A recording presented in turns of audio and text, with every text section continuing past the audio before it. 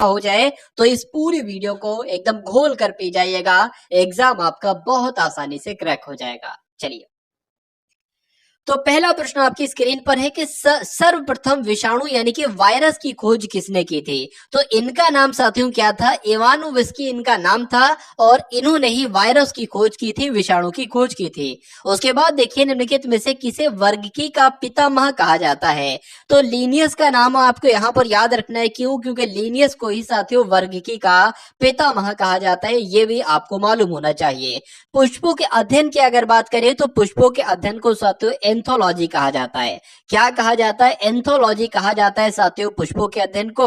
और निम्नलिखित में से सबसे छोटी कोशिका कौन सी है? तो माइकोप्लाज्मा की अगर बात करें साथियों, ये सबसे छोटी कोशिका कही जाती है। और ये क्वेश्चन साथियों आपके एग्जाम में पूछा जाता है कि सबसे छोटी कोशिका, तो माइकोप्लाज्मा सबसे छोटी कोशिका है। उसके बाद देखिए साथियों, आनुवंशिकता के नियम का जन्मदाता किसको कहा जाता है? तो मेंडल की अगर बात करें, ये आपके प्रश्न का बिल्कुल सही जवाब हो जाता है। यानी कि मेंडल को ही आनुवंशिकता के नियम का पितामह कहा जाता है या जनक कहा जाता है, जन्मदाता कहा जाता है। उसके बाद देखिए, विटामिन ए प्रचुर मात्रा में पाया जाता है किसमें? सेब में, चावल में, गाजर में या नींबू में? तो साथियों ये क्वेश्चन बहुत एग्जाम में आपसे पूछा जा चुका है। विटामिन ए की अगर बात करें, गाजर में साथियों प्रचुर मात्रा में पाया जाता है।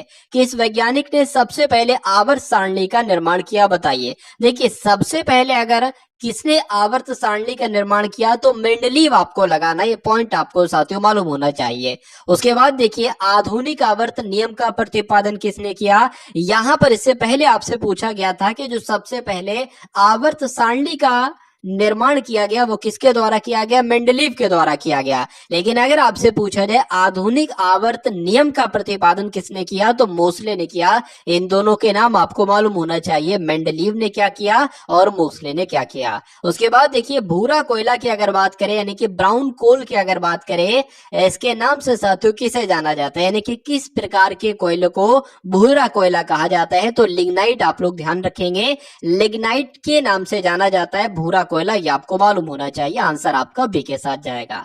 उसके बाद देखिए, दूध का पीएच मान साथियों कितना होता है? तो दूध का पीएच मान कितना होता है? 6.4 होता है। कहीं पर आपको 6.6 होता है और कहीं पर आपको 6.5, 6.4 तक अगर देखने को मिले तो वो आपको, यानी कि कुल मिला के अगर इससे नजदीकी ऑप्शन अगर कोई हो और ये ना हो तो आपको वो लगाना, जैसे 6.7 मिल जाए तो 6.7 लगा देना। तो ये बात भी आपको साथियों मालूम होना चाहिए। अब उसके बाद देखिए, रेडियोधर्मिता की खोज किसने की थी? बताइए। तो हेनरी बैक्वेरल की अगर बात करते हैं तो इनके द्वारा ही साथियों रेडियोधर्मिता की खोज की गई। आंसर आपका जाएगा बी के साथ। भाई बहुत बढ़िया, वेरी गुड क्लास। और ये क्वेश्चन देखिए साथियों बहुत इंपॉर्टेंट आपकी स्क्रीन पर है, लेकिन इसका आंसर बताने से पहले आप सभी लोग चैनल को सब्सक्राइब कर लीजिए, बेल आइकन पर क्लिक कर लीजिए, क्योंकि अगर आप चाहते हैं कि एलपी और टेक्नीशियन के एग्जाम को बहुत आसानी से आप क्रैक करें, तो ऐसा ऐसा कंटेंट मैं आपको देने वाला हूं, ऐसे ऐसे मैथ और रीजनिंग के क्वेश्चंस मैं आपको दूंगा। कुल मिला के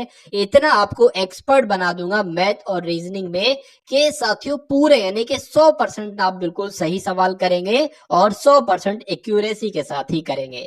तो अगर आप चाहते हैं कम मेहनत के साथ एग्जाम को पास करना, तो चैनल को सब्सक्राइब करके बेल आइकन पर क्लिक कर दीजिए और इस वीडियो को साथियों लाइक कर दीजिएगा। वीडियो को शेयर अगर कर देंगे तो मुझे बहुत अच्छा लगेगा। देखिए, 12वें नंबर का प्रश्न में आपसे पूछा जा रहा है कि विश्व का प्रत्येक पदार्थ अत्यंत सूक्ष्म कणों से मिलकर बना है। ये बात में बिल्कुल सच्चाई 100% है। ये कथन किसका है साथियों? ये बात किसने कही थी आपसे पूछा जा रहा है। तो ये कथन किसका है? कणाद का ये कथन है। आंसर आपका बी के साथ जाएगा। न्यूट्रॉन की अगर बात करते हैं कि न्यूट्रॉन की खोज किसने की थी, तो जेम्स चैडविक के द्वारा साथियों न्यूट्रॉन की खोज की गई थी। आंसर आपका जाएगा ए के साथ। एम्पियर क्या नापने की इकाई है साथियों? तो एम्पियर क्या नापने की इकाई है? करंट नापने की इकाई है। आंसर आपका जाएगा बी के साथ। उसके बाद देखिए, डायनेमो साथियों परिवर्तित करता है, यानी कि किस ऊर्जा में परिवर्तित किया जाता है? डायनेमो के द्वारा। तो जो यांत्रिक ऊर्जा होती है ना साथियों आंतरिक ऊर्जा। यांत्रिक ऊर्जा को विद्युत ऊर्जा में अगर बदलना होता है तो किसका इस्तेमाल किया जाता है? डायनमो का इस्तेमाल किया जाता है। आंसर आपका सी के साथ जाएगा। साथियों ये पूरी जो यहाँ पर 20 क्वेश्चंस लाए हो ना, ये पूरी विज्ञान के सबसे इंपॉर्टेंट क्वेश्चंस आप देख पा रहे हैं। तो सबसे इंपॉर्टेंट क्वेश्चन 20 क्वेश्चन होंगे, उसके बाद जीके के भी एकदम टॉप लेवल के साथियों कुछ क्वेश्चंस होंगे, और कुछ क्वेश्चन साथियों करंट अफेयर के भी मैंने लिए हैं।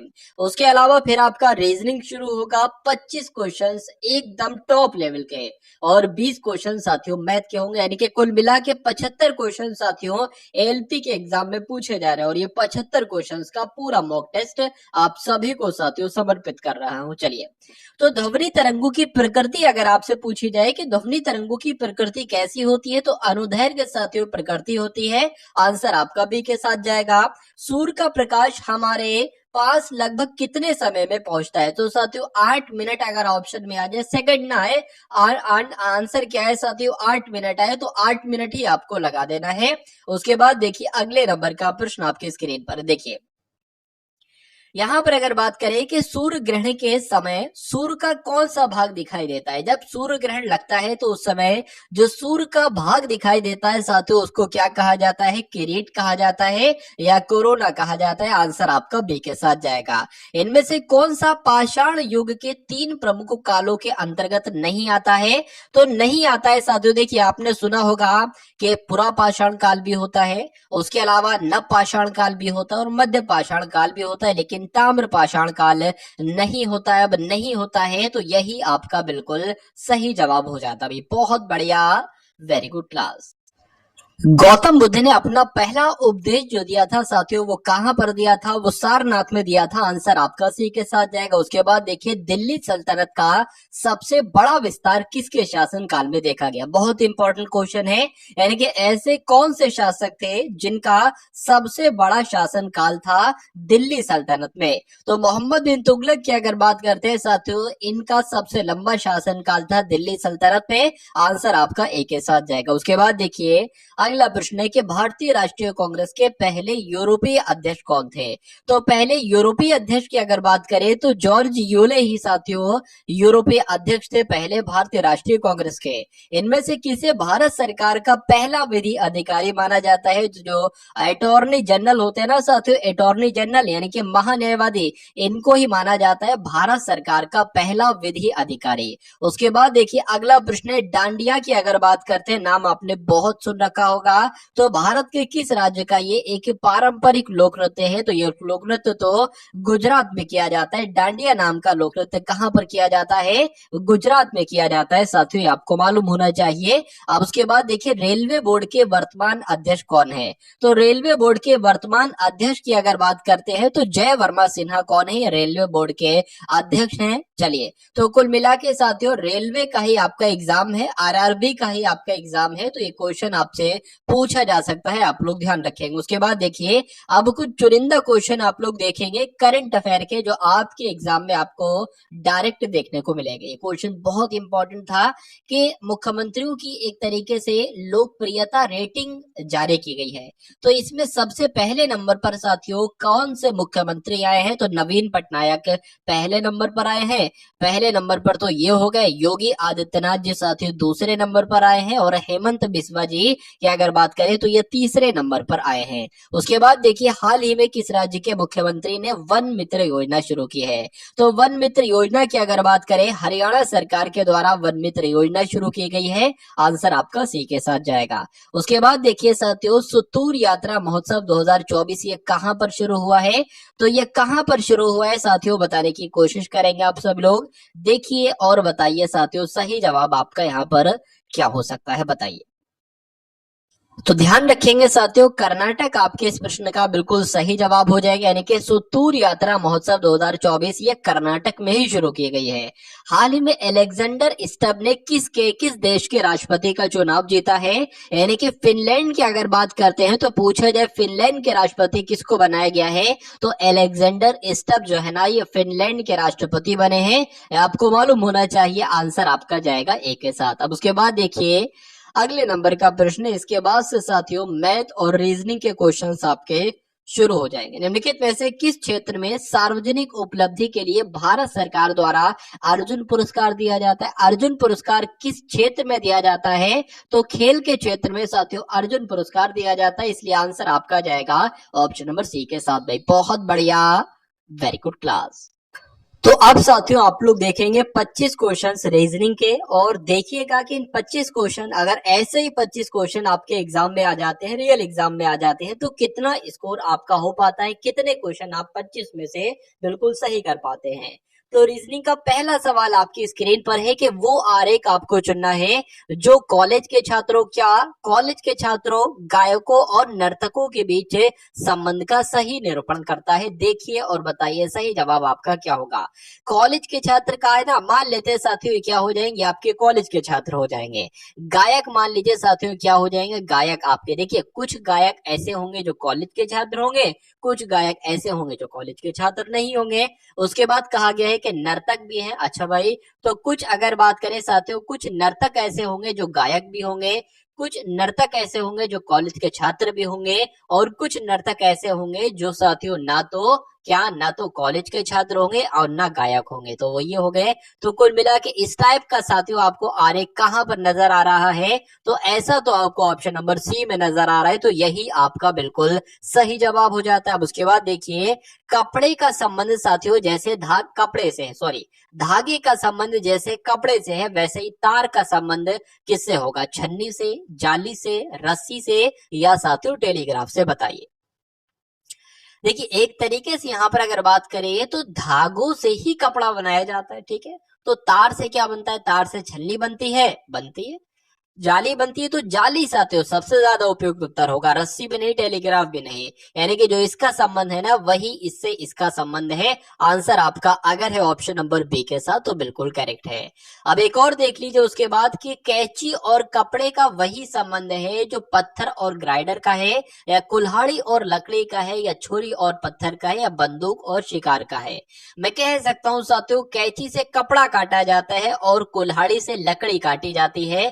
तो कुल मिला के जो यहाँ पर संबंध है वही संबंध ऑप्शन नंबर बी में है, तो यही आपका बिल्कुल सही जवाब हो जाता है। अब उसके बाद देखिए अगले नंबर का प्रश्न आपकी स्क्रीन पर है। देखिए यहाँ पर अगर बात करें EGIK को क्या लिखा जाता है? FILO लिखा जाता है, तो FHJL को क्या लिखा जाएगा? ऑप्शन नंबर ए वाला, बी वाला, सी वाला, या डी वाला? तो इसको करने के लिए साथियों आपको मालूम होना चाहिए लेटर पोजीशन। जैसे अगर बात करें ए की पोजीशन 1 पर होती है, बी की अगर बात करें साथियों 2 पर होती है, और सी की जो होती है वो 3 पर होती है, और डी की साथियों 4 पर होती है। उसी प्रकार वाई की जब हम बात करें तो वाई 25 पर होता है, जेड की अगर बात करें तो जेड आपका 26 पर होता है। ये ए से लेकर जेड तक आपको मालूम होना चाहिए कि कौन सा लेटर कौन से नंबर पर आता है। देखिए ई की अगर बात करें तो ये 5 पर आता है, जी 7 पर आता है, आई 9 पर आता है, के 11 पर आता है। एफ की बात करें 6 पर आता है, आई 9 पर आता है, एल 12 पर आता है, ओ 15 पर आता है। अब यहाँ पर देख लीजिए कैसे क्या हुआ। देखिए 5 से 6 हुआ है, 1 घटाया गया है, 1 बढ़ाया गया, 5 से 6 हुआ है, 7 से 9 हुआ है साथियों, 2 बढ़ाया गया है, 9 से 12 3 बढ़ाया गया, 11 से 15 4 बढ़ाया गया। तो सबसे पहले 1 बढ़ाएंगे ना, तो एफ के बाद साथियों क्या आता है? जी आता है। एच 8 पर होता है, 2 बढ़ाएंगे यानी कि 10, जे आ जाएगा 10 पर। और यहाँ पर कितना बढ़ेगा अगर बात करें जे की बात करें तो 3 बढ़ेगा ना, तो 13 पर एम आता है, और यहाँ पर 4 बढ़ेगा यानी कि यहाँ पर कुल मिला के पी आ जाएगा।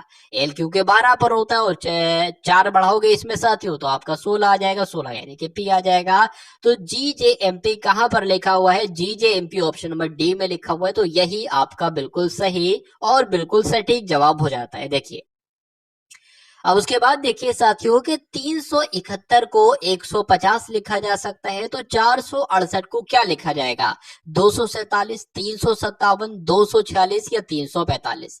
चलिए तो यहाँ पर अगर बात करें, देखिए एग्जामिनर ऐसा क्वेश्चन आपसे डाल देगा। अब यहाँ पर इंसान की अगर बात करें तो देखिए सबसे पहले अगर बात करें कि ऐसा तो नहीं, इनका डिफरेंस और इनका डिफरेंस यानी कि इन दोनों को घटाओ तो वो जो नंबर आए वही इनको और आंसर में से घटाने पर है। देख लेते हैं साथियों कितना अगर बात करें तो 371 लिखा हुआ है, 150 लिखा हुआ है, 1 आएगा, 2 आएगा, 2 आएगा। तो क्या साथियों अगर बात करें देखिए 221 इसमें से घटाया है तो 150 आए। क्या 221 इसमें से घटाने पर हमें कोई ऑप्शन वाला मिल रहा है या नहीं मिल रहा है? क्या 247 कहीं पर साथियों ऑप्शन में लिखा हुआ है?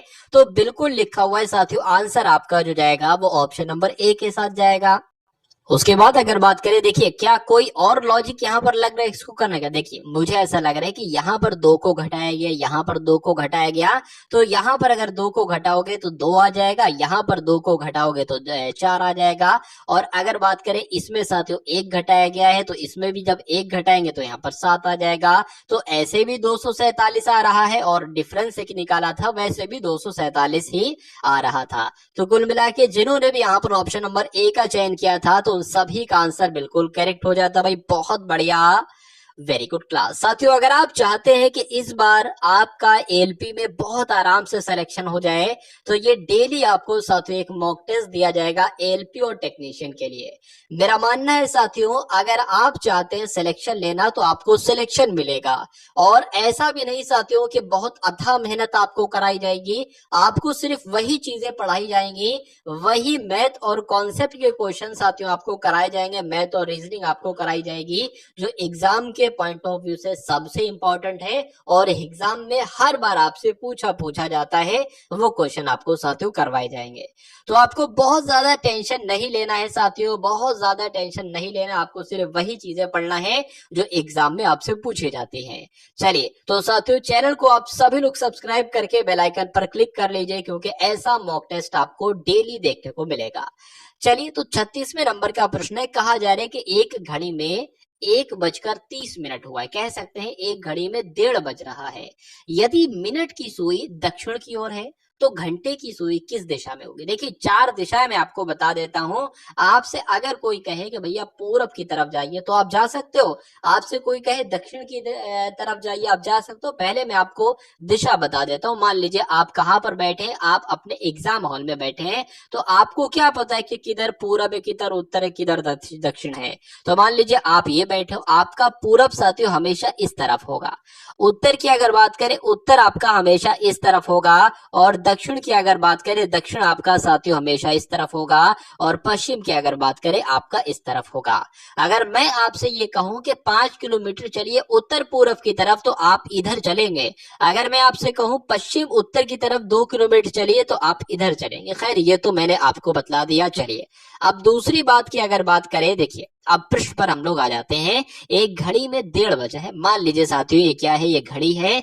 तो अगर बात करते हैं ये आपका 1 हो जाएगा, ये 2 हो जाएगा, ठीक है ना, ये आपका 6 हो जाएगा। तो घंटे वाली सुई की अगर बात करें इधर होगी और मिनट वाली की सुई की बात करें इधर होगी, ठीक है ना। 1:30 बज रहा है, 1:30 बजा दिया हमने। उसके बाद लिखा है कि यदि मिनट की सुई दक्षिण की ओर है, मिनट की सुई दक्षिण की ओर है, वो तो दक्षिण की ओर है ही साथियों, उसमें कहना क्या है।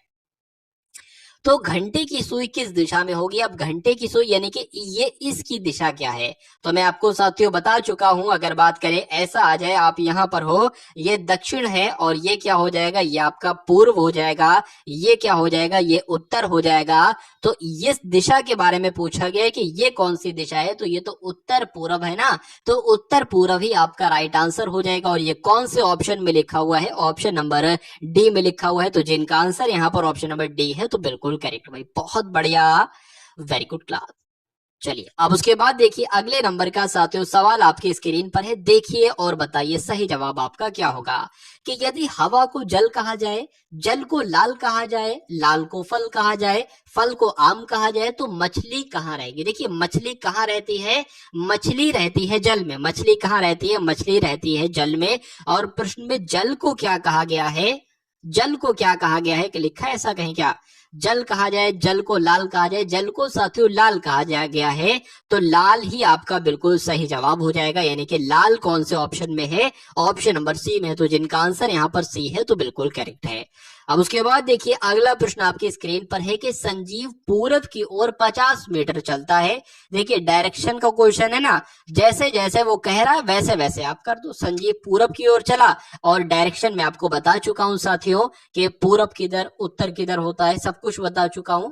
ठीक है, एक मैं आपको चीज और बता देता हूं। देखिए आपका जो साथियों सीधा हाथ होता है ना, सीधा हाथ अगर कहे कि दायां चलिए, दायां का मतलब होता है साथियों सीधा, और अगर मैं आपको बताऊं साथियों बायां आपसे कहा जाए ना तो आपको अपने उल्टे हाथ पर चलाना। ये 2 पॉइंट आपको और मालूम होना चाहिए।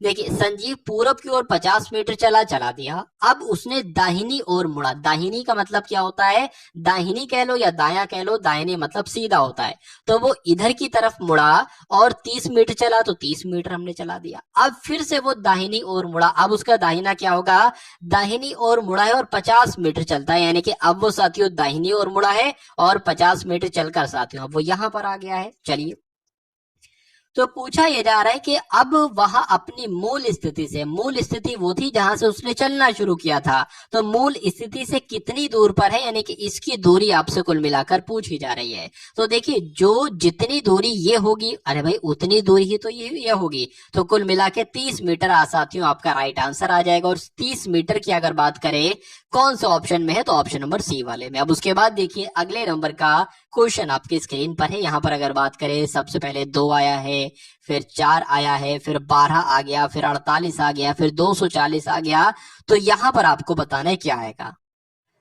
तो यहाँ पर अगर बात करें, देखिए मुझे ऐसा लग रहा है क्या कि 2 की किससे गुणा कराई जाए कि 4 आ जाए, तो 2 की 2 से गुणा कराई 4 आ गया, 4 की साथियों 3 से गुणा कराई तो 12 आ गया, 12 की 4 से गुणा कराई तो 48 आ गया, और क्या 48 की साथियों 5 से गुणा कराई जाए तो क्या 240 आता है, देख लीजिए 5 अट्ठे 40 हो जाएगा, और 5 चौक 20 और 4 आपका 24 हो जाएगा। तो बिल्कुल साथियों 240 आ गया।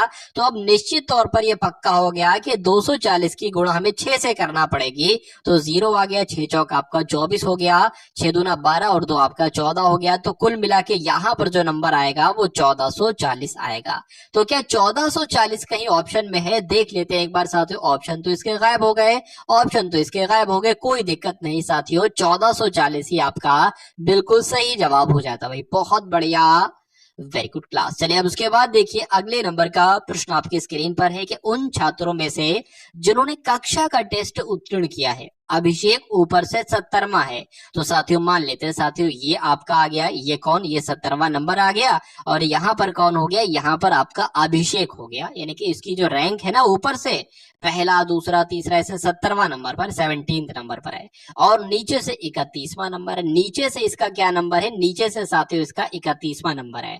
कभी भी आपसे कहा जाए, मान लीजिए आपका नाम अभिषेक है, आपसे ये कहा जाता है कि आपकी ऊपर से जो रैंक है वो 17 है और नीचे से रैंक आपकी क्या है, 31 है। मुझे बताओ कि उस लिस्ट में कुल कितने लोग हैं, कुल कितने विद्यार्थी हैं। अगर आपसे साथियों ये पूछ लिया जाए तो पता आपको क्या करना है, इन दोनों संख्याओं को जोड़ दो, 17 प्लस 31 को जोड़ दो और उसमें से 1 घटा दो। तो जोड़ोगे साथियों तो कुल मिला के क्या आएगा, 7 और 1 आपका 8 आ जाएगा, और ये 4 आ जाएगा, 1 घटाओगे तो कितना आ जाएगा साथियों, 47 आ जाएगा। तो मैं कह सकता हूं कि उस लिस्ट में साथियों कितने लोग थे, 47 लोग थे।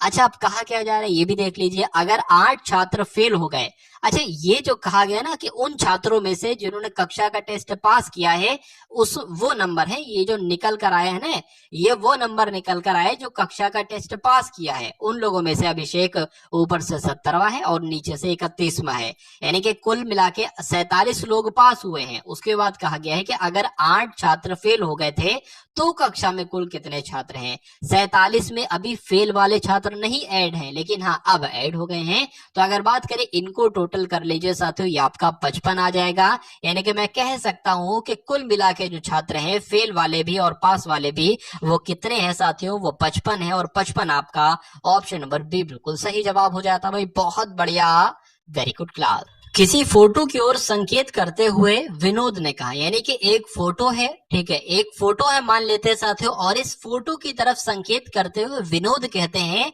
कि वो मेरे दादा के एकमात्र बेटे। देखिए आपके दादा है, आपके दादा का एकमात्र बेटा कौन होंगे, आपके पिता ही तो होंगे। तो आपके पिता यानी कि आपके पिता की बेटी है, यानी कि ये जो है ना ये आपके पिता की बेटी है साथियों।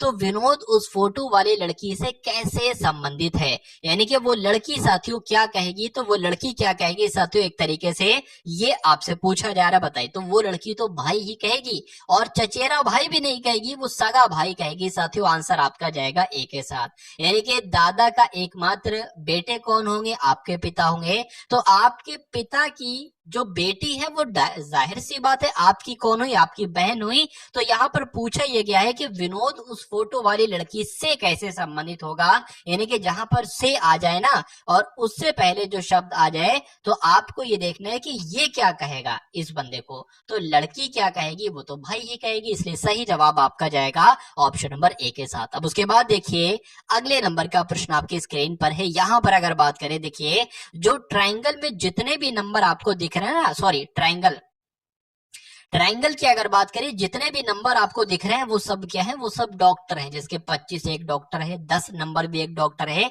4 नंबर भी एक डॉक्टर है। उसके बाद अगर बात करें खिलाड़ी की बात करें, तो 7 नंबर एक खिलाड़ी है, 20 नंबर भी एक खिलाड़ी है, 4 नंबर भी एक खिलाड़ी है। और जो आयत में आप देख रहे हैं साथियों, ये सब कलाकार हैं। अगर मैं आपसे ये पूछूं कि मुझे ये बताइए कि मुझे ऐसा कौन सा नंबर है जो डॉक्टर भी है और कलाकार भी है, तो आपको क्या बताना चाहिए, आपको 10 नंबर बताना चाहिए, क्योंकि ये कलाकार में भी आ रहा है और डॉक्टर में भी आ रहा है। अगर मैं आपसे ये पूछूं कि एक ऐसा नंबर बताइए जो खिलाड़ी के अंतर्गत भी आए और कलाकार के अंतर्गत भी आए, तो आप कौन सा नंबर बताएंगे, तो आप 20 नंबर बताएंगे। लेकिन अगर मैं आपसे ये पूछूं कि मुझे एक ऐसा नंबर बताइए जो कि डॉक्टर भी हो, खिलाड़ी भी हो और कलाकार भी हो, तो कौन सा वो नंबर बन रहा है साथियों, सिर्फ और सिर्फ मेरे हिसाब से 4 बन रहा है। ठीक है ना। तो अब उम्मीद करता हूं इसका पूरी बात आपको समझ में आ गई होगी। आप प्रश्नों की तरफ देखिए कि कितने डॉक्टर ऐसे हैं जो खिलाड़ी और कलाकार दोनों हैं। बहुत शानदार क्वेश्चन साथियों आपकी स्क्रीन पर। कितने डॉक्टर ऐसे हैं जो खिलाड़ी भी हैं और कलाकार भी हैं, ठीक है ना। देख लेते हैं साथियों क्या आपका यहाँ पर सही जवाब हो सकता है। देखिए कितने डॉक्टर, तो डॉक्टर तो आपके साथियों ये हो गए, ठीक है। कितने डॉक्टर ऐसे हैं जो खिलाड़ी और कलाकार दोनों है, तो खिलाड़ी और कलाकार दोनों है, यानी कि ये आपका सही जवाब हो जाएगा। तो कुल मिला के इस प्रश्न का आपका सही जवाब जो जाएगा वो ऑप्शन नंबर बी यानी कि 4 के साथ जाएगा। अब उसके बाद देखिए अगला प्रश्न है, कितने कलाकार खिलाड़ी हैं, आपसे पूछा जा रहा है, यानी कि कितने ऐसे कलाकार हैं जो खिलाड़ी भी हैं। कितने कलाकार ऐसे हैं जो साथियों खिलाड़ी भी हैं। तो मुझे ऐसा लगता है एक तो ये कलाकार ऐसा है जो कि खिलाड़ी भी है, और ये एक कलाकार ऐसा है जो खिलाड़ी भी है। इसमें ये नहीं कहा गया है कि वो डॉक्टर ना हो, तो इसलिए हम ये भी ले लेंगे साथियों कुल मिला के। तो 20 और 4 कितने हो जाएंगे, 24 हो जाएंगे, और 24 ही आपका बिल्कुल सही जवाब हो जाएगा। और 24 साथियों कौन से ऑप्शन में आपको दिख रहा है, तो 24 की अगर बात करें साथियों ऑप्शन नंबर ए में आपको दिख रहा है, और यही आपका बिल्कुल सही जवाब हो जाता है। भाई बहुत बढ़िया, वेरी गुड क्लास। अब उसके बाद देखिए अगला प्रश्न है, कितने कलाकार ऐसे हैं जो ना तो खिलाड़ी हैं। क्या पूछा जा रहा है, कितने कलाकार ऐसे हैं जो ना तो खिलाड़ी हैं और ना ही डॉक्टर हैं।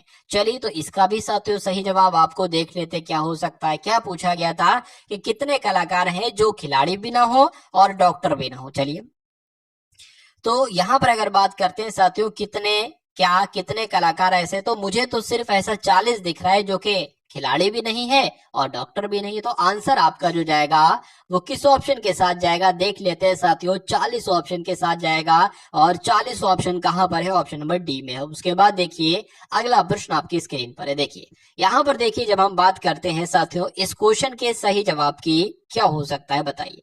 चलिए कौन सा चित्र कुत्ते, पालतू और बिल्लियों को दर्शाता है, ये कुल मिलाकर आपसे साथियों पूछा जा रहा है, बताइए। देखिए अगर मैं बात बताऊं आपको, कुत्ता, पालतू और बिल्ली, देखिए पालतू मान लेते हैं साथियों ये हो गया। तो पालतू के बाद अगर बात करते हैं साथियों, मान लीजिए साथियों ये आपका क्या हो जाएगा, यानी कि कुछ कुत्ते ऐसे हैं जो पालतू हैं लेकिन कुछ कुत्ते ऐसे हैं जो पालतू नहीं है। बिल्लियों की अगर बात करें तो ऐसा भी होता है, कुछ बिल्लियां जो ऐसी होती हैं जो पालतू हैं लेकिन कुछ बिल्लियां ऐसी होती हैं जो पालतू नहीं है। तो कुल मिला के ऐसा चित्र आपको कौन से ऑप्शन में नजर आ रहा है, तो ऐसा चित्र तो साथियों आपको ऑप्शन नंबर ए में नजर आ रहा है। तो यही आपका बिल्कुल सही और सटीक जवाब हो जाता है।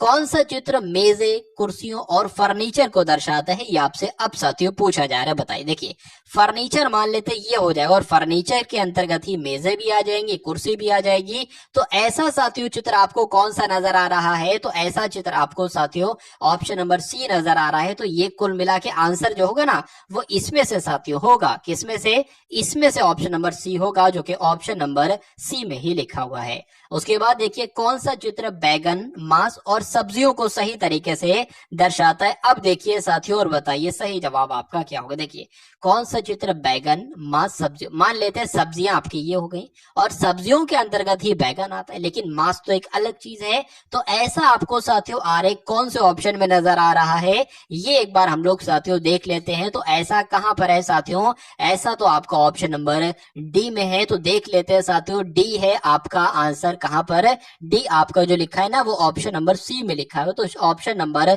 सी आपका बिल्कुल सही जवाब हो जाता भाई। बहुत बढ़िया, वेरी गुड क्लास। उसके बाद देखिए साथियों, जैसे कि यहाँ पर बताया गया है कि रेडियो का संबंध श्रोता से है, तो फिल्म का संबंध साथियों किससे होगा, प्रसारण से होगा, दर्शक से होगा, आलोचक से होगा या अभिनेता से होगा।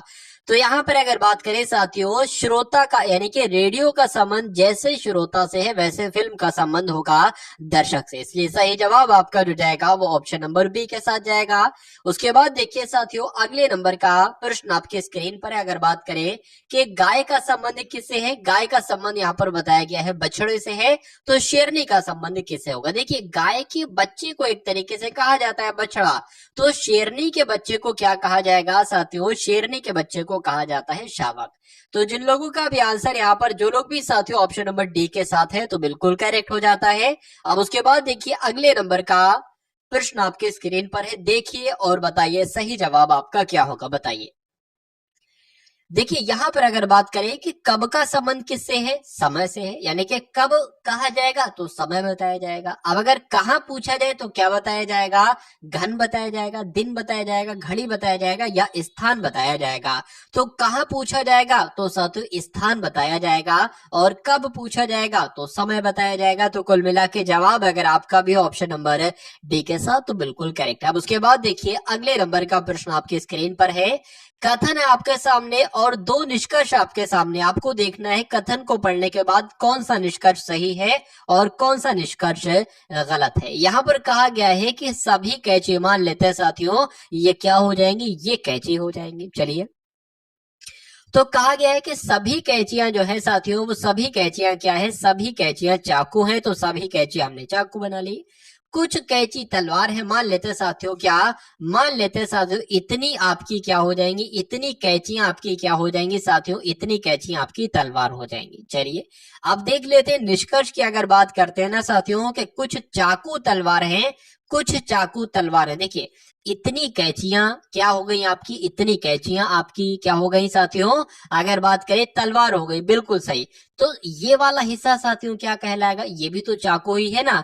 तो कुछ चाकू तलवार है, ये बात बिल्कुल सही है। और अगर बात करें सभी कैंचियां जो है ना वो सभी कैंचियां चाकू हैं, तो अगर साथियों ये वाला पार्ट है इसकी बात करें तो कुल मिला के तलवार तो है ही, ठीक है। कैंची, कुछ कैंचियां भी तलवार है और कुछ चाकू भी तलवार है, तो ये आपका बिल्कुल सही हो जाएगा। उसके बाद अगर बात करें साथियों कि सभी तलवार चाकू हैं, नहीं साथियों इतने तलवार ना तो चाकू है ना कैंची है, तो ये आपका गलत हो जाएगा। यानी कि एक बिल्कुल आपका सही हो जाएगा। और ऐसा कहां पर लिखा हुआ है कि केवल निष्कर्ष एक सही है, ऐसा ऑप्शन नंबर ए में लिखा हुआ है, तो यही आपका बिल्कुल सही जवाब हो जाता है। अब उसके बाद देखिए फिर से साथियों कथन आपके सामने है और कुछ निष्कर्ष आपको दिए गए हैं। यहाँ पर देखिए कथन आपके सामने साथियों ये है कि सभी तोप हथगोले हैं, तो ये आपके क्या हो जाएंगे, ये मान लीजिए तोप हो गई। और कहा यह गया है कि सभी तोप जो है वो क्या है, वो सभी तोप की अगर बात करें तो सभी तोप साथियों हथगोले हैं। उसके बाद कहा गया कि कुछ हथगोले क्या है, मान लेते हैं साथियों इतने हथगोले क्या हैं, इतने हथगोले साथियों आपके बंदूक हैं। तो कुछ हथगोले आपके क्या हो गए, बंदूक हो गए। निष्कर्ष की अगर बात करें कि कुछ हथगोले तोप हैं, तो कुछ हथगोले तोप हैं, बिल्कुल इतने हथगोले क्या हो जाएंगे, तोप है, ये बात बिल्कुल सही हो जाएगी। उसके बाद कहा गया है कि कुछ तोप बंदूक हैं, कुछ तोप क्या है साथियों, कुछ तोप बंदूक है, कुछ तोप बंदूक नहीं, ये तोप आपकी ये है और बंदूक आपकी ये है। अगर ये कहता कि कुछ हथगोले बंदूक हैं तो सही हो जाता, लेकिन कुछ तोप बंदूक नहीं है, तो ये आपका कुल मिला के गलत हो जाएगा। यानी कि यहाँ पर भी साथियों निष्कर्ष आपका जो सही होगा, यहाँ पर भी ऑप्शन नंबर ए वाला ही निष्कर्ष आपका सही हो जाएगा। आंसर जिनका भी ए है तो बिल्कुल करेक्ट भाई, बहुत बढ़िया, वेरी गुड क्लास। अब उसके बाद देखिए यहाँ पर अगर बात करें साथियों, आपसे पूछा जा रहा है कि 4 के सामने वाली फलक पर कौन सी संख्या आएगी, बताने की कोशिश कीजिए। 4 के सामने, यानी कि 4 के सामने देखिए, एक तो 4 ये यहाँ पर है और एक आपका 4 यहाँ पर है और एक 4 साथियों अगर बात करें एक आपका यहाँ पर है। अब देखिए इतनी सी अगर बात है कि 4 का विपरीत 1 भी नहीं हो सकता, 3 भी नहीं हो सकता, तो 1 भी नहीं हो सकता, 3 भी नहीं हो सकता। 4 के विपरीत साथियों 3 तो लिखा हुआ है, 2 नहीं हो सकता, तो 2 भी साथियों यहाँ पर ये भी कट हो जाएगा, 2 नहीं हो सकता। 4 का विपरीत साथियों 5 भी नहीं हो सकता और 4 का विपरीत 4 तो हो ही नहीं सकता। तो अब बचा क्या, देखिए 1 भी हो गया और 1 में साथियों जो होते हैं ना वो 1 से 6 तक नंबर होते हैं, तो 1 भी नहीं है, 2 भी नहीं है, 3 भी नहीं है, 4 भी नहीं है, 5 भी नहीं है, बचा क्या साथियों, बचा 6। तो मैं कह सकता हूं 4 का विपरीत जो होगा वो 6 होगा और 6 कौन से ऑप्शन में है, ऑप्शन नंबर बी में है, तो यही आपका बिल्कुल सही जवाब हो जाता है। यदि फलक के ऊपर, यानी कि यदि फलक के ऊपर 2 है, ठीक है, मतलब ऊपर को अगर 2 है तो सबसे नीचे क्या होगा, यानी कि 2 के सामने आपसे पूछा जा रहा है कौन सा नंबर आएगा, तो 2 के सामने अगर बात करें साथियों, देखिए यहाँ पर अगर बात करें 2 यहाँ पर है, 2 यहाँ पर है और कहीं पर 2 2 और कहीं पर है। अच्छा यहाँ पर एक चीज देखिए साथियों कि 4 3 यहाँ पर भी है और 4 3 यहाँ पर भी है, और पूछा आपसे जा रहा है साथियों, क्या आपसे पूछा गया था 2 का विपरीत क्या होगा, तो जाहिर सी बात है 2 का विपरीत 1 होगा।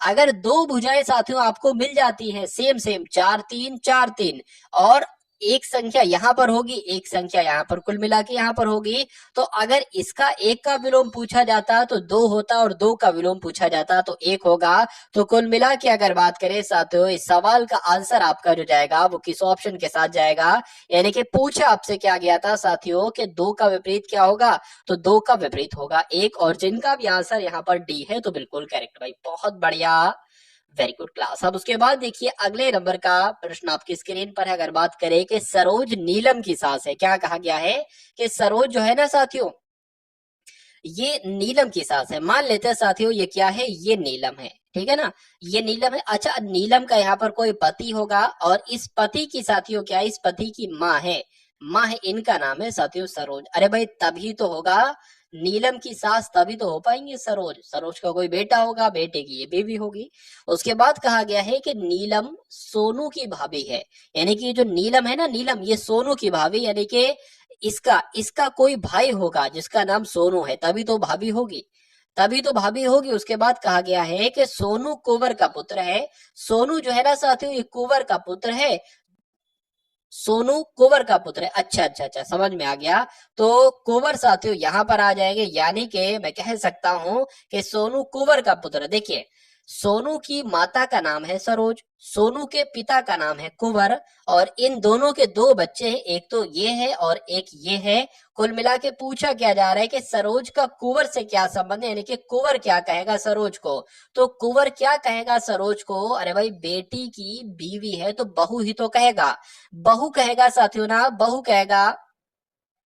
अच्छा सरोज का कुंवर से, मुझे लगा नीलम से, मैं नीलम से निकाल, अगर आपसे ये कहा जाता कि कुंवर क्या कहेगा नीलम को तो बहू बताते आप, लेकिन पूछा ये जा रहा है कि सरोज का कुंवर से क्या संबंध है, यानी कि कुंवर क्या कहेगा सरोज को, तो कुंवर की पत्नी है सरोज साथियों। तो इसलिए सही जवाब आपका जो जाएगा वो ऑप्शन नंबर ए के साथ जाएगा, और जिनका भी आंसर यहाँ पर ए है तो बिल्कुल करेक्ट है। 9,000 की लागत से कांति ने एक व्यापार शुरू किया। 5 माह बाद इसी व्यापार में 8,000 की पूंजी लगाकर सुधाकर भी साझेदार बन गया। अंत में इस व्यापार में 6970 रुपए का लाभ हुआ। तो इस लाभ में सुधाकर को कितना लाभ मिला साथियों, ये कुल मिलाकर आपसे पूछा जा रहा है। देखिए कभी भी अगर बात करें कि 2 लोग हैं, एक ने अपना पैसा इतना लगाया और एक ने अपना पैसा इतना लगाया, जो दूसरा वाला आदमी है वो 5 माह के बाद आया, तो मैं कह सकता हूं कि इसका पैसा तो टोटल 12 महीने के लिए लगा, लेकिन ये 5 महीने के बाद आया ना, तो इसका पैसा 7 महीने के लिए लगा।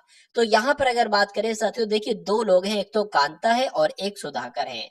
अगर बात करें, कांता ने अपना पैसा जो लगाया है वो 9,000 लगाया है, और सुधाकर ने अपना पैसा जो लगाया है वो 8,000 लगाया है। लेकिन इसका पैसा की बात करें 12 महीने के लिए लगा है, और इसके पैसे की अगर बात करें साथियों तो कितने, 7 महीने के लिए लगा है। अब पूछा जा रहा है कि इन दोनों का लाभ क्या होगा। देखिए, जितना पैसा जितने समय के लिए इन्होंने लगाया ना, और जितना पैसा इसने अपने समय के लिए लगाया, उसी का अनुपात, उन दोनों का अनुपात ही इनके लाभों का अनुपात होगा। तो इसका हम अनुपात देख लेते हैं, जो अनुपात आएगा वो इनके लाभों का अनुपात होगा। तो इन 3 जीरो से ये 3 जीरो कट जाएंगे। 12 की अगर बात करते हैं ना साथियों, 12 पंजे 60, 12 छंग 72, 12 सत्ते 84, 12 अट्ठे 96, 12 नीमा 108, यानी कि 108 यहाँ पर आ जाएगा और 7 अट्ठे 56 यहाँ पर आ जाएगी। इसको जब 2 से कट करेंगे ना, तो कुल मिला के अगर बात करें साथियों, क्या अनुपात यहाँ पर निकलेगा, यहाँ पर 5 आ जाएगा, 4 आ जाएगा, और यहाँ पर कितना आ जाएगा, 2 2 4, 2 अट्ठे 16 आ जाएगा। यहाँ पर अगर बात करते हैं साथियों 27 आ जाएगा, और यहाँ पर 14 आ जाएगा। तो 27-14 अनुपात निकलता है, कितना, 27-14, ठीक है ना। 27 और 14 अनुपात मिलता है, यानी कि अगर कांति की अगर बात करें लाभ 27 मिलता है, तो सुधाकर को 14 लाभ मिलेगा। अब कभी भी लाभों का अनुपात आपके पास हो और कुल लाभ आपके पास हो, तो दोनों इंसानों का आप लाभ बहुत आराम से निकाल सकते हैं। कैसे निकालेंगे, देखिए 6914 कुल लाभ है, निकालना किसका है, सुधाकर का लाभ निकालना है। सुधाकर का लाभ 14 है, तो 14 लिख लेंगे, और टोटल लाभ इनका कितना है वो लिख लेंगे। 7 4 11 हो जाएगा, और यहाँ पर बात करें 4 आ जाएगा। कुल मिला के इतनी बात आपको उम्मीद करता हूं समझ में आ गई होगी। अब इसको कैलकुलेट करा लीजिए, आंसर आपका आपके सामने आ जाएगा। 41 से कट करेंगे साथियों, 41 से कम 41 हो जाएगा। अब यहाँ पर साथियों कितना बचेगा, यहाँ पर साथियों 8 बचेगा, यहाँ पर 2 बचेगा, और यहाँ पर ये आपका 7 आ जाएगा, और इतना आ जाएगा। उसके बाद अगर बात करेंगे साथियों 41 की अगर हम गुणा कर दे 7 से, 41 सत्ते, देखिए 41 से कम 41 हो गया, 41 सत्ते कितना हो जाएगा, 41 सत्ते की बात करेंगे तो यहाँ पर कितना आ जाएगा, देखिए 41 सत्ते यहाँ पर करा लेते हैं, 7 आ जाएगा, 7 चौक 28 हो जाएगा, यानी कि पूरा पूरा कट जाएगा 7 बार में, और 0 लगाए तो 0 आ जाएगा, यानी कि 170 जो लाभ होगा। 170 की अगर बात करें, यहाँ पर अगर बात करें, अब इसकी गुणा 14 से भी तो कराना है, 170 की गुणा 14 से भी तो कराना है, तो 170 की गुणा साथियों किससे, 14 से करा लो, आंसर आपका आपके सामने आ जाएगा। चलिए, 17 कम 17, 17 दूना 34, 17 तीन 51, 17 छक्कू 68 हो जाएगा, ठीक है ना। 17 कम 17 हो जाएगा, 8 आ जाएगा साथियों, और यहाँ पर 13 का 3 आ जाएगा, यहाँ पर 2 आ जाएगा, यानी कि और 0 का 0 लगा लीजिए। तो मैं कह सकता हूँ 2380 रुपए साथियों सुधाकर को एक लाभ के रूप में मिलेंगे। और 2380 कौन से ऑप्शन में है, ये तो ऑप्शन नंबर सी में है, तो यही आपका बिल्कुल सही जवाब हो जाता है। उसके बाद देखिए अगले नंबर का प्रश्न आपकी स्क्रीन पर है, देखिए और बताइए सही जवाब आपका क्या हो सकता है।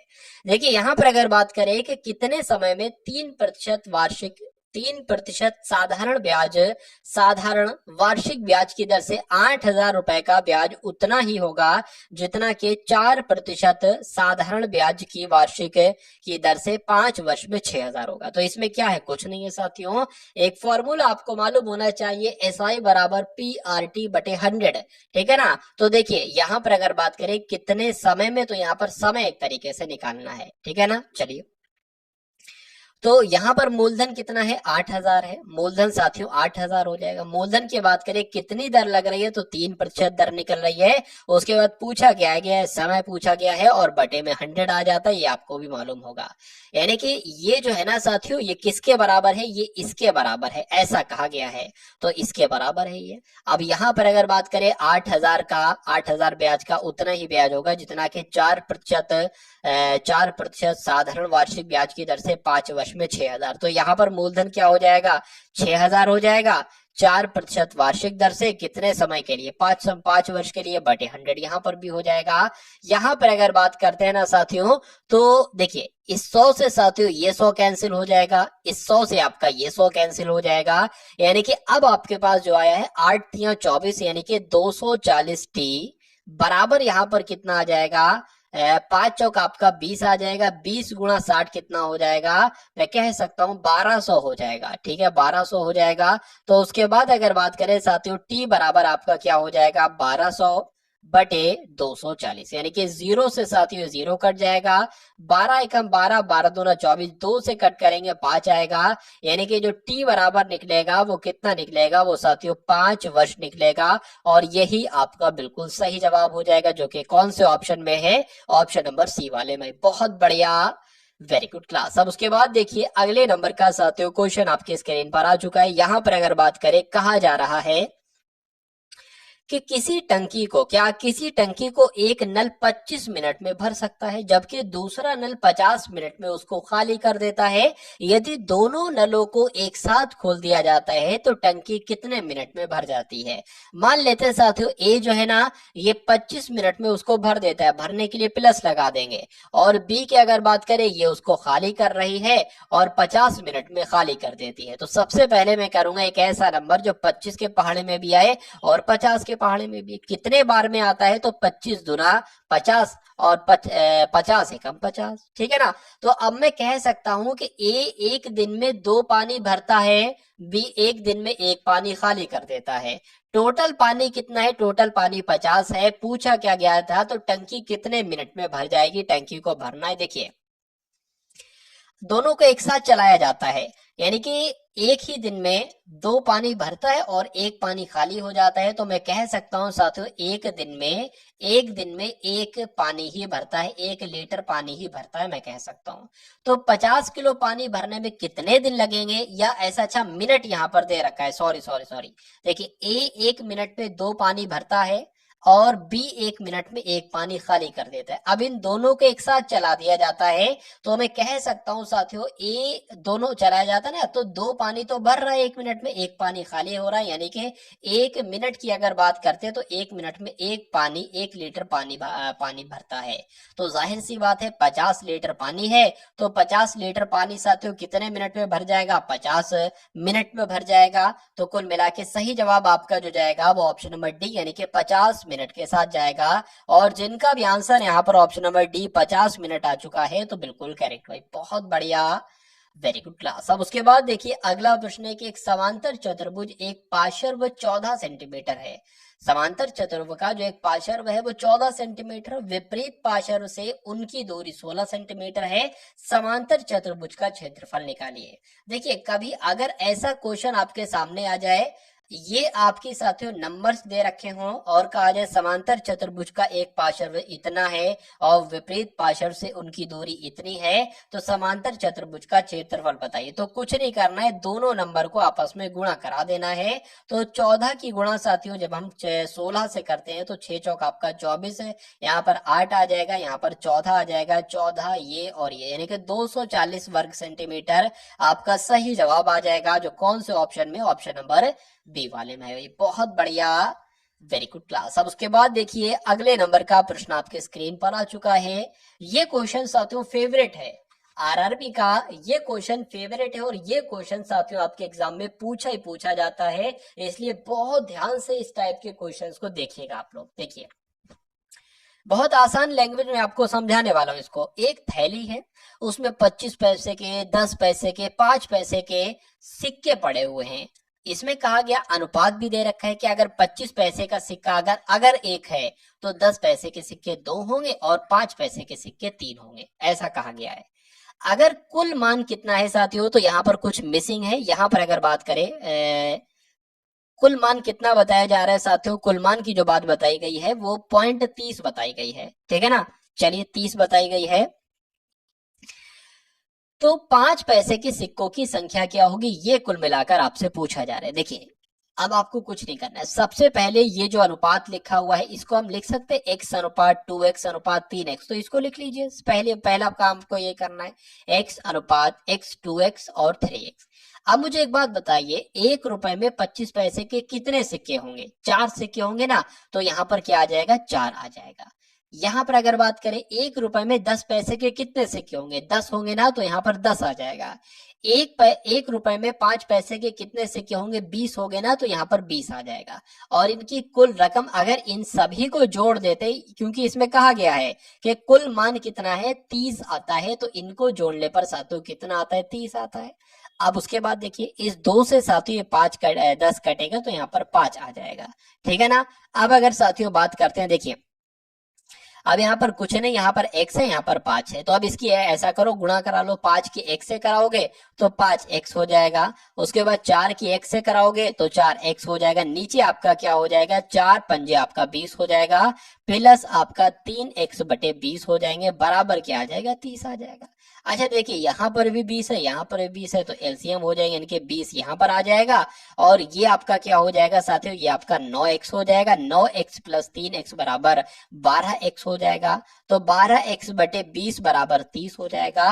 अब अगर बात करते हैं साथियों 12x बराबर, अब 30 की गुणा किससे हो जाएगी, 20 से हो जाएगी, तो मैं कह सकता हूँ x बराबर यहाँ पर तो 600 आ जाएगा, भाग में 12 आ जाएगा। ठीक है, इतनी बात आपको समझ में आई। अब अगर साथियों बात करते हैं 12 एकम 12, 12 पंजे 60 हो जाएगा, यानी कि x बराबर आपका जो निकलेगा वो 50 निकलेगा, बहुत आसानी से। ये पॉइंट नहीं होगा शायद, ये 30 रुपए ही होगा। चलिए, अच्छा पूछा क्या जा रहा है, ये देख लीजिए, 5 पैसे के सिक्कों की संख्या क्या है। तो भाई 5 पैसे के सिक्कों की संख्या तो 3 बताई गई थी, यानी कि 3x की वैल्यू आपसे पूछी जा रही है। x की वैल्यू आपको पता है 50 है, तो 3x की वैल्यू क्या होगी, 50 तिया 150 हो जाएगी, और 150 ही साथियों आपका सही जवाब हो जाएगा। अगर पूछा जाता 10 पैसे की, क्या 10 पैसों की सिक्कों की संख्या क्या है, तो 10 पैसे के सिक्कों की संख्या 2x है, यानी कि 50x बराबर है, तो 2x बराबर 100 हो जाएगा। ऐसे ही 1x बराबर 50 हो जाएगा। तो कुल मिला के जो भी आपसे एग्जामिनर पूछता सभी कुछ आप बता देते, कोई दिक्कत है आपको महसूस नहीं होती। चलिए, उसके बाद देखिए, किसी संख्या को अगर 119 से भाग दिया जाता है, देने पर शेषफल 19 बचता है। इस संख्या को अगर 17 से भाग दिया जाए तो शेषफल क्या बचेगा। इस स्ट्रक्चर से आपके एग्जाम में क्वेश्चंस आता ही आता है। बस होता क्या है, एक ये नंबर चेंज कर दिया जाता है, एक ये नंबर, एक ये नंबर, पूरा क्वेश्चन का स्ट्रक्चर सेम होता है। तो अब मैं इसको आपको एक छोटी सी ट्रिक बता रहा हूं, जो 15 सेकंड में आप इसका बहुत आराम से सॉल्यूशन निकाल सकते। देखिए, कहा गया है किसी संख्या को 119 से भाग देने पर 19 शेषफल बचता है, तो इस संख्या को 17 से भाग दिया जाए तो क्या शेषफल बचेगा। तो कुछ नहीं करना है आपको साथियों, 17 से भाग दे देनी है 19 से, और देखना है क्या शेषफल बचेगा। जो शेषफल बचेगा वही आपका उत्तर होगा, यानी कि इस नंबर से आपको मतलब ही नहीं। 19 की भाग दे दो 17 से, 17 की भाग दे दो 19 से, तो कितना शेषफल बच रहा है साथियों, शेषफल तो यहाँ पर 2 बच रहा है। 2 बच रहा है ना साथियों, तो 2 ही आपका बिल्कुल सही जवाब हो जाएगा। और जिनका भी आंसर यहाँ पर 2 है तो बिल्कुल करेक्ट है। ए बी की तुलना में 3 गुना सक्षम कारीगर है, ठीक है, इसलिए वो एक काम को बी की तुलना में 60 दिन कम में पूरा कर लेता है। तद अनुसार वे दोनों मिलकर कार्य करते हैं, तो वो कार्य कर सकते हैं कितने दिनों में, ये आपसे पूछा जा रहा है। देखिए यहाँ पर साथियों 2 लोग बताए गए हैं, एक तो ए बताया गया है और एक बी बताया गया है। यहाँ पर एक चीज ये कही गई है कि ए जो है ना, ए ये बी की तुलना में 3 गुना सक्षम है, यानी कि अगर ए 3 काम करता है तो ये 1 काम करता है, ऐसे कह सकते हैं। और ये क्या बताया गया है साथियों, एक तरीके से क्षमता यहाँ पर बतलाई गई है। अच्छा, उसके बाद यहाँ पर लिखा हुआ है कि इसलिए वो एक कार्य बी की तुलना में 60 दिन कम में कर देता है। यानी कि अगर मैं कहूं कि अगर ए एक दिन में 3 काम करता है, बी एक दिन में 1 काम करता है, ठीक है ना, तो अगर मैं कहूं यानी कि ए जो काम एक दिन में करेगा वही बी काम साथियों 3 दिन में करेगा, इसका मतलब ये होगा। लेकिन यहाँ पर कहा गया है यहाँ पर कहा गया है कि इसलिए बी एक कार्य को इसलिए वो एक कार को बी की तुलना में 60 दिन कम में कर देता है। अब इनका जो एक तरीके से डिफरेंस है ना, वही 60 है। अगर हम इसको x मान ले और इसको 3x मान ले तो इनका डिफरेंस क्या होगा, 2x होगा ना। तो साथियों 2x बराबर जो है ना वही 60 है। ये बात आपको समझ में आई है ना, ठीक है। तो कुल मिला के x बराबर क्या हो जाएगा, x बराबर 30 हो जाएगा। पूछा क्या गया है, तो दोनों मिलकर वो काम करें तो कितने दिन में पूरा कर पाएंगे। चलिए इसमें भी कोई दिक्कत नहीं है कि अगर साथियों x बराबर 30 हो जाएगा और ये आपका 90 हो जाएगा, यानी कि a एक काम को 30 दिन में करता है और b एक काम को 90 दिन में करता है, तो दोनों मिलकर वो काम करें तो कितने दिन में कर पाएंगे। साथियों साफ साफ लिख लेते हैं कि a एक काम को 30 दिन में करेगा, b एक काम को 90 दिन में करेगा। यहां तक आपका क्लियर हो गया था। अब पूछा गया कि दोनों मिलकर अगर काम को करें तो वो कितने दिन में पूरा करेंगे। देखिए एक ऐसा नंबर ले लीजिए जो कि 30 के पहाड़ में भी है और 90 के पहाड़ में भी है, तो 90 होता है। 30 तिया साथियों 90 और 90 एकम 90, यानी कि मैं कह सकता हूं ए एक दिन में 3 काम करता है, बी एक दिन में 1 काम करता है और टोटल काम कितना है 90 है। तो यहाँ पर अगर बात करें साथियों टोटल काम 90 है और एक दिन में दोनों मिलकर 4 काम कर पा रहे हैं, तो ये टोटल काम कितने दिन में करेंगे साथियों। कट करें तो 45 आ जाएगा, नीचे 2 आ जाएगा। इसको अगर साथियों कट करें तो 2 दूना आपका 4 हो जाएगा, 2 दूना 4 हो जाएगा, 1 बचेगा यहाँ पर लग जाएगा, यानी कि 22.5 दिन लगेंगे उस काम को करने में। तो 22.5 साथियों कहाँ पर लिखा हुआ है, कौन से ऑप्शन में लिखा हुआ है साथियों। यहाँ पर अगर बात करें 22.5, देखिए यहाँ पर 22.5 आना चाहिए था, यानी कि कुल मिला के ऐसा करके कुछ होना चाहिए था, टाइपिंग मिस्टेक हो सकता हो गई हो। अब उसके बाद देखिए अगले नंबर का क्वेश्चन आपकी स्क्रीन पर है, देखिए और बताइए सही जवाब आपका क्या होगा। यहाँ पर अगर बात करें एक तांबे के तार को मोड़कर वर्गाकार बनाया जाता है जिसका क्षेत्रफल कितना है 121 सेंटीमीटर है।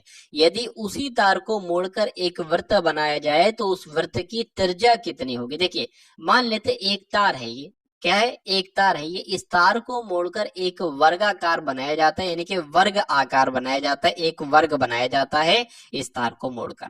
ठीक है, इसका क्षेत्रफल क्या है, देखिए इसको जब हम a मानते हैं तो इसको भी a मानते हैं, मतलब वर्ग की भुजा a मानेंगे, तो इसका क्षेत्रफल जो होता है ना वो a स्क्वायर होता है और a स्क्वायर कितना है 121 है।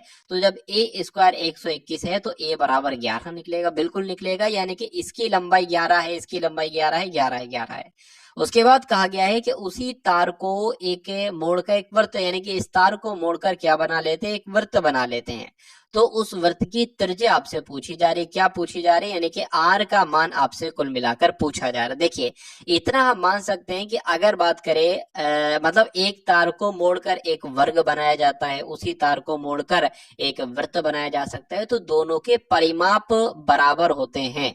क्या वर्ग का भी परिमाप बराबर हो जाएगा और वृत्त का भी परिमाप बराबर हो जाएगा। ठीक है, और वर्ग का परिमाप क्या होता है 4a होता है, 4a होता है, और इसका परिमाप क्या होता है साथियों 2πr होता है। चलिए तो अब अगर बात करें a की वैल्यू तो हमें पता है 21 है, तो 4a की वैल्यू क्या हो जाएगी 44 हो जाएगी, बराबर क्या आ जाएगा 2, पाई की वैल्यू क्या आ जाएगी 22/7 आ जाएगी। आर आपको निकालना है, अरे भाई आर ही तो निकालना है ना। ठीक है, तो आर हम निकाल लेंगे। देखिए 22 दूना क्या हो जाएगा 44 हो जाएगा, तो 44 इधर 44 उधर आपके कट जाएंगे, इधर एक कहीं बचेगा तो 7 की गुणा इससे हो जाएगी, यानी कि आर बराबर जो आपका आएगा वो 7 आएगा। और आर क्या है साथियों, आर ही तो त्रिज्या है, और पूछा क्या गया था, पूछी भी साथियों त्रिज्या गई थी। तो 7 आपके इस प्रश्न का बिल्कुल सही जवाब हो जाता है। अब उसके बाद देखिए अगले नंबर का प्रश्न आपकी स्क्रीन पर है। वो सबसे छोटी संख्या ज्ञात कीजिए जिसे 15 से 20 से 36 से 48 से भाग देने पर हर बार 8 शेष बचे। कितना शेष बचे साथियों, 8 शेष बचे। 15 से भाग दे तब भी, 20 से भाग दे तब भी, 36 से भाग दे तब भी, 48 से भाग दे तब भी। देखिए यहाँ पर अगर बात करें इसको 15 से छोड़ी, इसको ऐसा करें 20 से अगर भाग देंगे तो ये पूरा पूरा विभाजित हो जाएगा, इसमें कुछ भी शेषफल नहीं बचेगा, इसलिए आंसर नहीं होगा। इसकी अगर बात करें इसको भी जब हम साथियों 20 से भाग देंगे ना तो ये पूरा पूरा कट जाएगा, कोई शेषफल नहीं बचेगा। लेकिन इसको 20 से भाग देंगे तो 8 शेषफल आएगा, 8 शेषफल आएगा। तो 15 से भाग देने पर भी 8 शेषफल आएगा, 36 से भी, 48 से भी। तो कुल मिला के आंसर आपका ऑप्शन नंबर बी हो जाता है। अब उसके बाद देखिए अगले नंबर का क्वेश्चन आपके स्क्रीन पर है, देखिए और बताइए साथियों सही जवाब क्या होगा। 3/8 है, 3/5 है, 2/3 है और 1/2 है, इसमें सबसे बड़ी भिन्न कौन सी है बताइए। देखिए अगर मान लेते हैं साथियों पहला क्या है, पहला 3/8 है, ठीक है ना, और दूसरा 3/5 है। अब सबसे पहले हम इसमें से देख लेते हैं कि ये वाला नंबर बड़ा है या ये वाला नंबर बड़ा है। ये कैसे पता करेंगे मालूम, मैं आपको बता देता हूँ। क्रॉस मल्टीप्लाई कराए, 5 3 आपका 15 हो जाएगा, 8 3 आपका 24 हो जाएगा। तो अब मुझे बताइए कौन सी संख्या बड़ी है। ये संख्या बड़ी है ना, तो ये संख्या बड़ी हो जाएगी किससे, इससे। तो कुल मिला के 3/8 आपका कैंसिल हो गया, ये छोटा है। अब हम साथियों किससे कर लेते हैं। अब अगर बात करें साथियों 3/5 को एक बार देख लेते हैं 2/3 से कि कौन सा बड़ा। ये तो कट हो गया, तो 3 3 आपका 9 हो गया, 5 दूना आपका 10 हो गया। कौन सी संख्या है 2/3 बड़ी है, तो कुल मिला के साथियों ये भी आपका कट हो जाएगा, ये भी एक तरीके से छोटा है। अब हम देख लेते हैं 2/3 बड़ी है या 1/2 बड़ा है। 2 दूना 4 हो गया, 3 एकम 3 हो गया। क्या बड़ा है, ये बड़ा है साथियों। तो कुल मिला के सबसे बड़ा जो निकलेगा वो 2/3 निकलेगा। और 2/3 कौन से ऑप्शन में है, ऑप्शन नंबर सी वाले में है। तो यही आपका बिल्कुल सही जवाब हो जाता है। अब उसके बाद देखिए अगला प्रश्न आपकी स्क्रीन पर है, देखिए और बताइए सही जवाब क्या है। कि नीचे दी गई संख्याओं का प्रेक्षण करते हुए संबंधित वर्ग का चयन कीजिए। यानी कि ये 3 नंबर आपके सामने है, 8 है, 27 है, 125 है। ये क्या विषम संख्याएं हैं या अपरिमेय संख्याएं हैं या घनमूल संख्याएं हैं या वर्गमूल संख्याएं हैं। तो अगर बात करें साथियों ये किसी न किसी के साथियों घन लग रहे हैं, एक तरीके से घनमूल संख्या है ये किसका घन है। अगर इसकी बात करें साथियों तो ये आपका 2 का क्यूब है, ये 3 का क्यूब है, ये 5 का क्यूब है। तो ये घनमूल संख्या है, आंसर आपका जाएगा सी के साथ। चलिए अब उसके बाद देखिए अगले नंबर का प्रश्न आपके स्क्रीन पर है। यहां पर अगर बात करें कि निम्न में से 11 से विभाजित संख्याओं को विभेदित कीजिए। देखिए मान लेते हैं इसमें से आपसे पूछा जा रहा है कि कौन कौन सी संख्या 11 से विभाजित है। जैसे कि ए 1 हो गया, ये वैसे आगे लिखना चाहिए था। दूसरी ये संख्या बताया गया है, तीसरी ये संख्या, चौथी ये संख्या, पांचवी ये संख्या, छठी ये संख्या, ऐसे करके बताया गया है। तो कुल मिला के इसको अगर बात करें कि ये 11 से विभाजित होगी या 11 से विभाजित नहीं होगी। अगर 11 से विभाजित कोई संख्या है तो उसकी एक तरीके से ट्रिक होती है। क्या ट्रिक होती है वो मैं आपको बतला देता हूं। देखिए यहां पर अगर बात करें, देखिए अगर साथियों इसको मतलब इसको और इसको इस नंबर को और इसको तो अगर डिफरेंस करते हैं मतलब 2 और 5 7 हो जाएगा और 7 और 1 8 हो जाएगा। क्या दोनों का डिफरेंस अगर 0 आ रहा है ना तो वो 11 से विभाजित होगा, यानी कि ये संख्या 11 से विभाजित नहीं होगी। इसको ट्राई करते हैं एक बार। 2761 है अगर बात करें, मतलब 2 और 6 जुड़ जाएगा 8 हो जाएगा और 7 और 1 जुड़ जाएगा 8 हो जाएगा। अगर दोनों का डिफरेंस 0 है तो वो संख्या 11 से विभाज्य होगी, यानी कि ये संख्या 11 से विभाज्य होगी, ये वाली संख्या साथियों। ठीक है ना।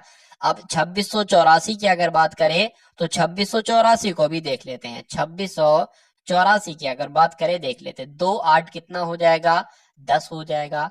6 4 कितना हो जाएगा, 10 हो जाएगा। तो ये 0 आ रहा है, ये भी 11 से विभाजित हो जाएगी, ये भी आपकी 11 से कुल मिलाकर विभाजित हो जाएगी। क्या ये विभाजित होगी, यहीं पर देख लेते हैं। 2 और 9 11 हो जाएगा, 6 और 0 ये नहीं होगी कुल मिला के। इसकी बात करें 4 और 1 5 हो जाएगी और 5 और 0 5 हो जाएगी, ये भी साथ ही विभाजित हो जाएगी। इसकी अगर बात करें 4 और 6 और यहाँ पर 6 6 में से 6 ये भी 0 ये भी हो जाएगी कुल मिला के।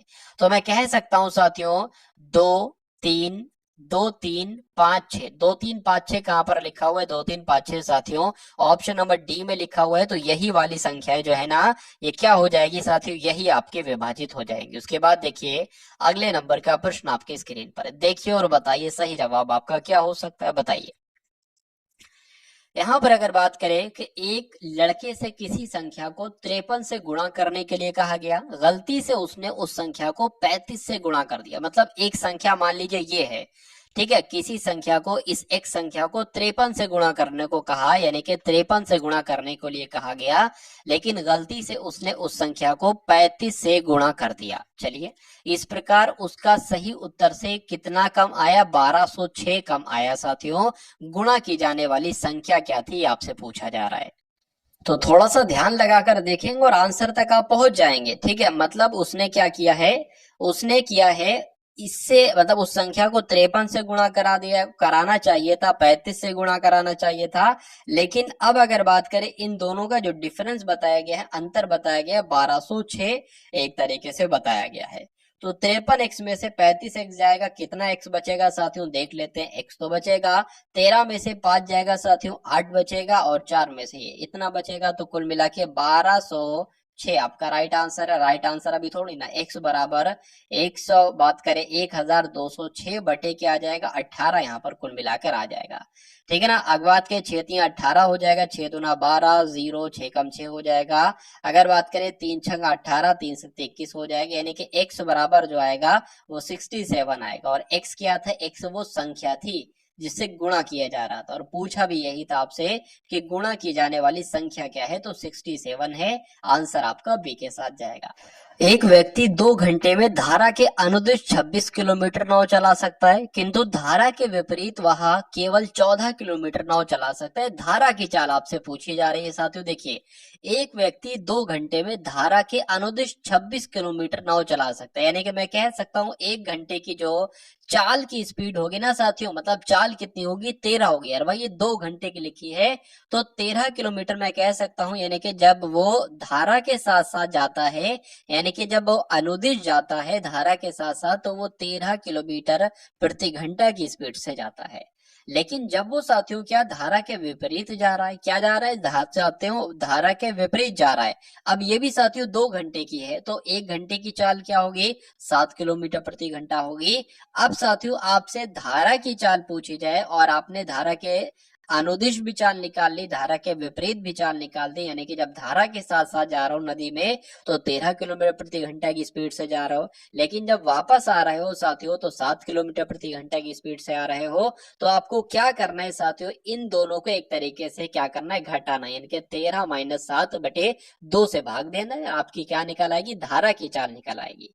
तो यहाँ पर 6 आएगा, यहाँ पर 2 आ जाएगी, यानी कि 3 क्या रहेगा आपका, ये धारा की चाल कहलाएगी साथियों, 3 किलोमीटर प्रति घंटा। तो 3 किलोमीटर प्रति घंटा आंसर आपका जाएगा बी के साथ। उसके बाद देखिए अगले नंबर का प्रश्न आपकी स्क्रीन पर है, देखिए और बताइए सही जवाब आपका क्या हो सकता है, बताइए। चलिए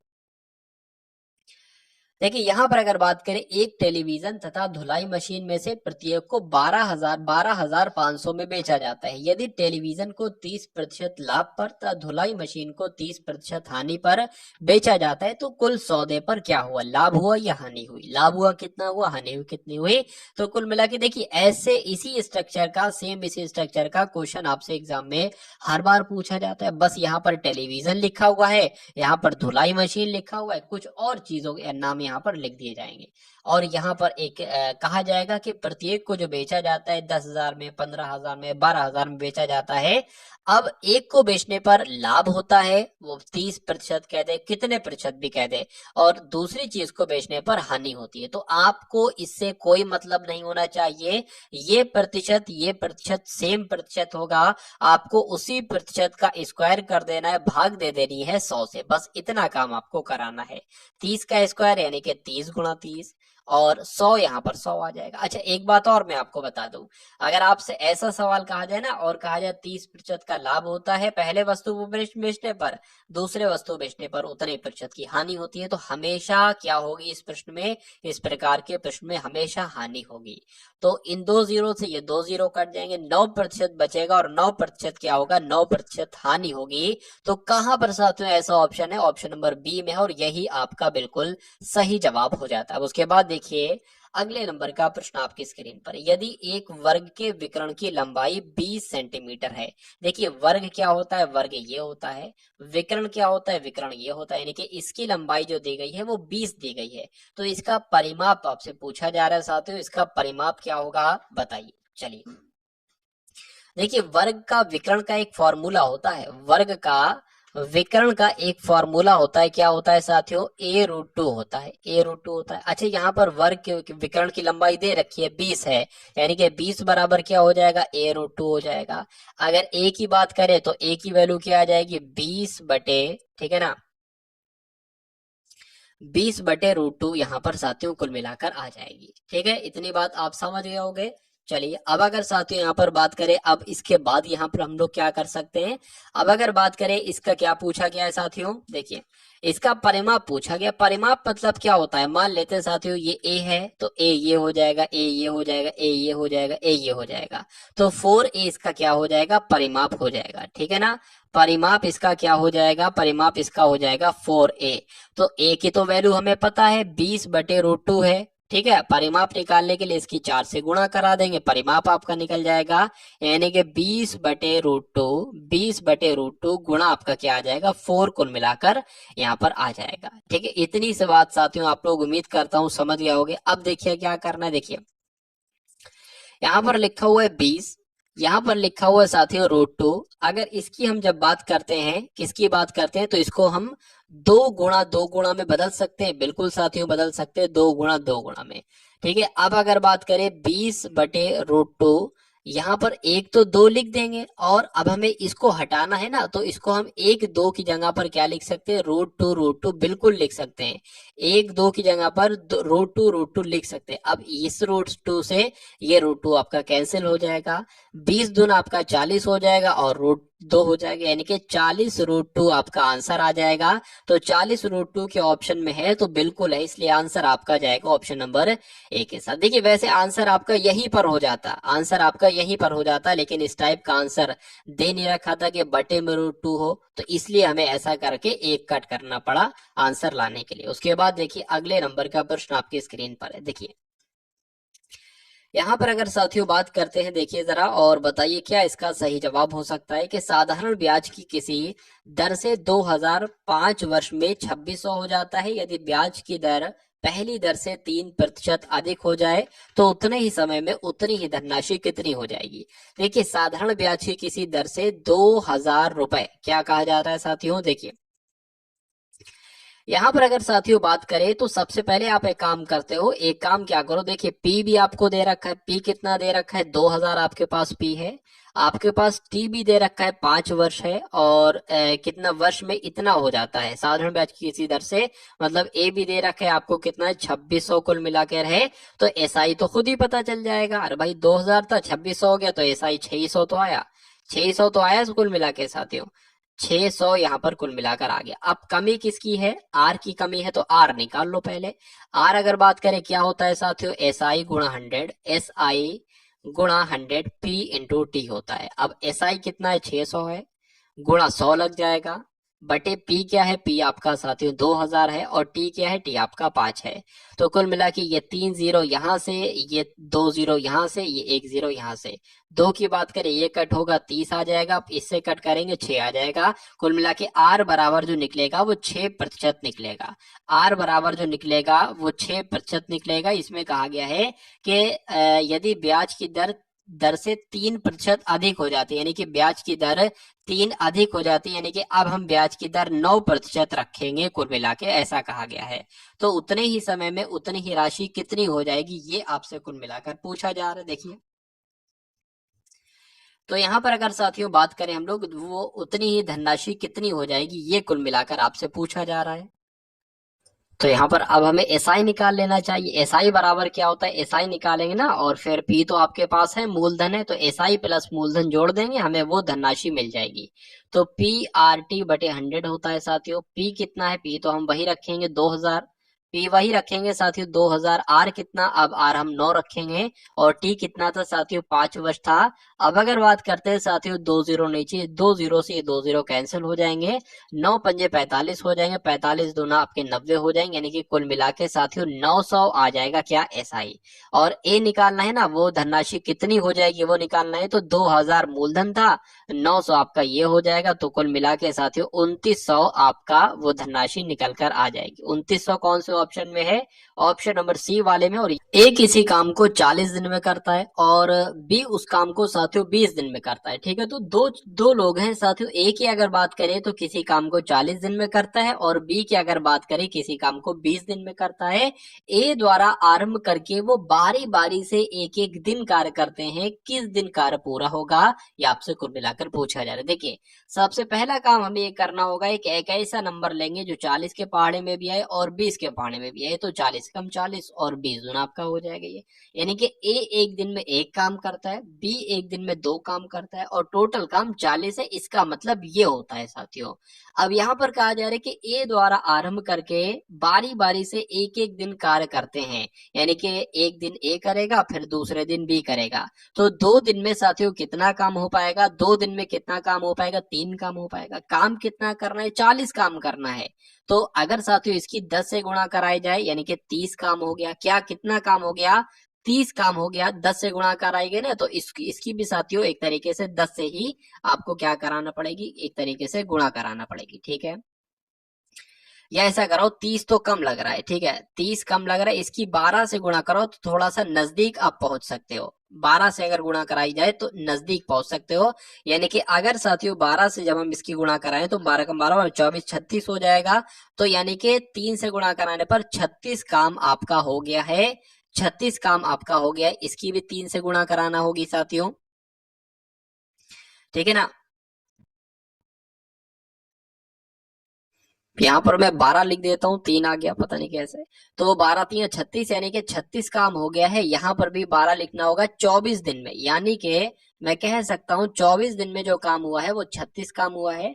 अब 25वें दिन कौन काम करेगा? ये करेगा, यानी कि 25 दिन में साथियों कितना काम होगा? 37 काम होगा। 26वें दिन में कितना काम होगा? बी काम करेगा जो कि 2 करता है, तो 39 काम होगा। और 27वें दिन में सत्यो कितना काम हो जाएगा? 40 काम हो जाएगा। तो मैं कह सकता हूँ 27वें दिन साथियों पूरा ये काम हो जाएगा 40। तो 27